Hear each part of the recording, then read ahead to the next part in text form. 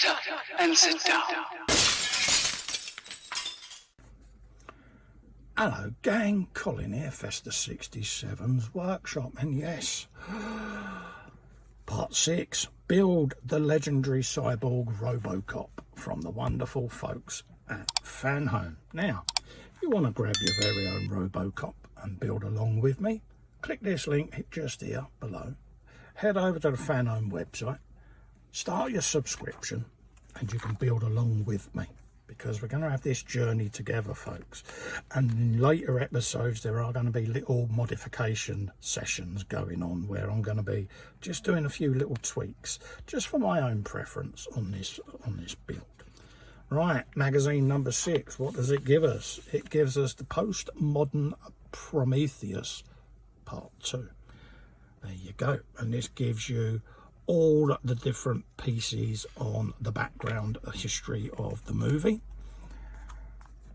Nancy Allen played Officer Lewis, his cohort there. She began to realise that RoboCop was her ex-colleague. So yeah, if you haven't seen the film, go and watch it. This is the other half of the elbow joint from the previous issue. So have your pieces from the previous issue back with you so that we can get this all put together. And we got nuts, bolts and all kinds of springs and gubbins going in today. So we're in for a little treat.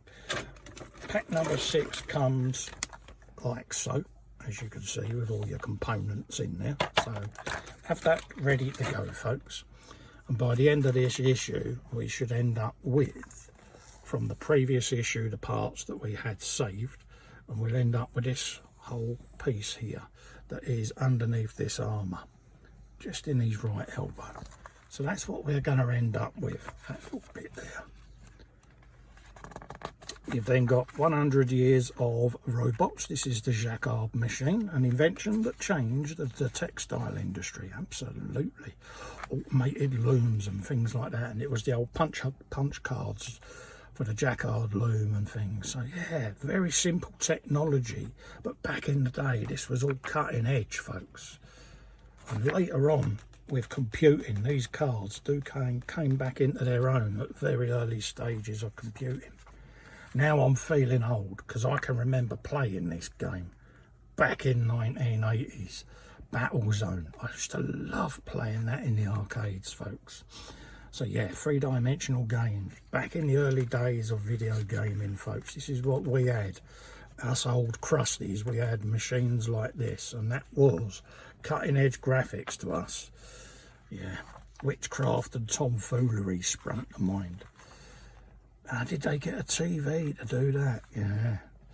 So there's more information there on the games, early game development, and how PC technology started to come into its own. So give these a read, folks. They really are worth it. 5-minute read, but just gives you a little bit of background on the movie. So let's have the instructions nice and visible so I can see what I'm building for you. We'll get this piece open and we'll make a start, folks. Right, let's grab our bits and bobs that we need, folks.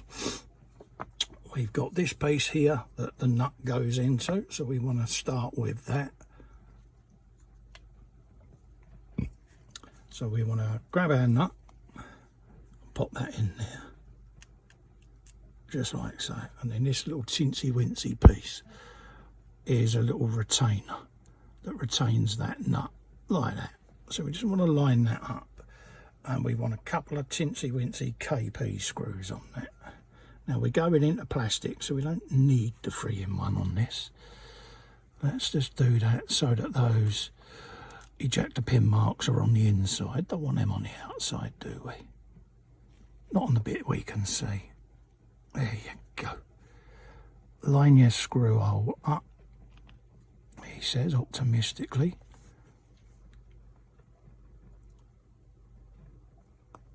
There you go. I'll just get the first one in, and then we can line up and nudge over for the second one, just like that. Now that that's in place, we can then send these screws fully home now. Like that.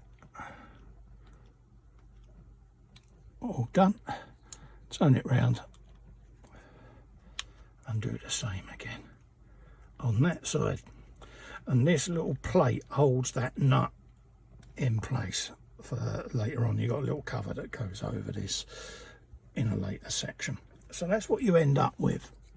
You got that, you got your nut held in place, and then we want to grab the other side and start putting that together, which is there. So you get your spring, which is there, and piece number 6D, which is the serrated edge, and you want the serrated edge facing outwards when you put that in place, like that. That's what you want to end up with, folks.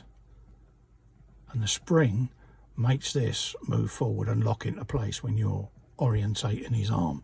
So that's what you want. Keeping that firmly together. You then want to grab the bits from the last issue, which was this.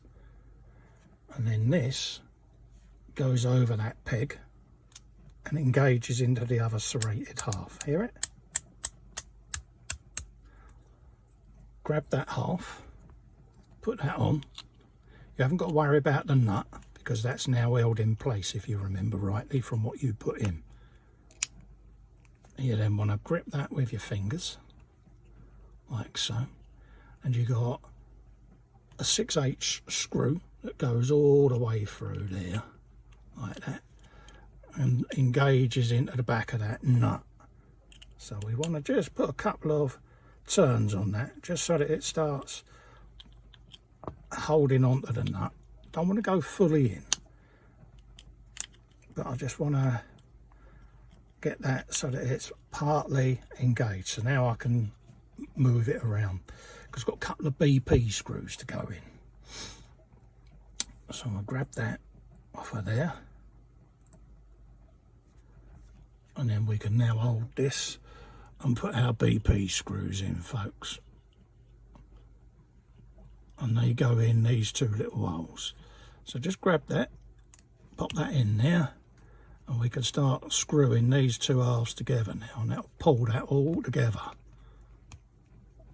which is what we want. And then we got another one that will go in here. Another BP screw, pick that up.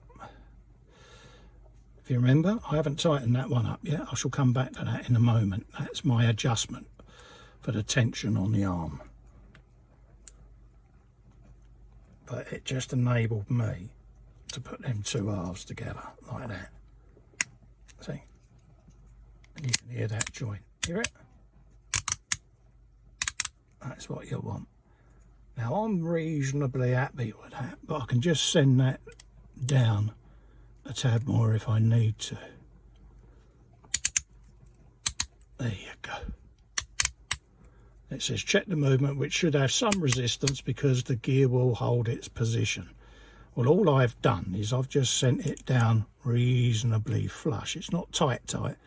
I've just gone a little bit flush with a couple of threads. And if you notice that bracket at the end of my bolt head is flush with that plate. It's not protruding. So that might just give you an idea of your tension. I'm just going to back it off a quarter turn, and that's what I want. Okay, so use that as a guide, flush with that plate, so when you run your finger over it, it's not sitting proud. So that's how I've done mine. We've now got this big old section here. Look at the size of this, and this is all rubberized, folks. So we want to make sure we orientate that correctly, and that should go up somewhere in there like that. That's what it's saying, like that. And then we've got this half of the plate as well. So yes, that sits over there like so, and then that will screw in with a couple of CM screws. So let's get that on. Now we're going into die cast, so we'll put a bit of 3-in-1.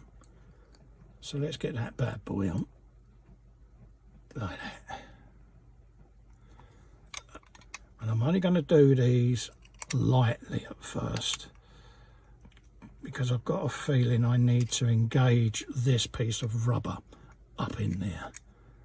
So I'm going to do that whilst I've got the other bolt head off. It's got little grooves, but that little round part I think engages around this post. So I'm going to send it up the way and see whether that'll engage whilst I'm assembling, which it has done, like that. There you go. And then it drops just down in there like so. Okay, so I'm happier now. And then I should, through that gap there, be able to drop my other screw in there. That's what we're hoping. It could go wrong, it could go right, we'll see. So let's have a looky-loo. A little bit of 3-in-1 and send the CM screw down in there. There you go, bit straight away, I can feel it. There you go, so I can tighten them fully home now.